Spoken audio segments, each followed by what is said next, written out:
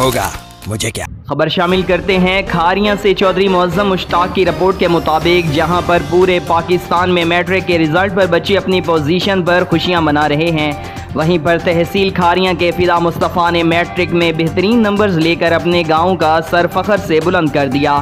खारियां शहर के नवाही गांव सहना के फिदा मुस्तफ़ा ने अपनी मेहनत के बलबूते पर मैट्रिक के इम्तिहान में बेहतरीन नंबर्स लेकर असातिज़ा के दिल जीत लिए और अपने तमाम दोस्तों के दिलों में घर कर लिया और सहना के लोग आपस में एक दूसरे को मुबारकबाद देने लगे और पूरे गांव में मिठाई तकसीम की गई। याद रहे कि सहना गांव के लोगों को ये एजाज़ हासिल है कि गांव को एजाज़ी तौर पर सर सैयद अहमद ख़ान का गांव समझा जाता है, क्योंकि यहाँ के लोग इल्मी, अदबी और फ़िलासफ़र टाइप नज़र आते हैं और इन पढ़े लिखे लोगों में मज़ीद एक नौजवान का इजाफ़ा फिदा मुस्तफ़ा की सूरत में हो गया है।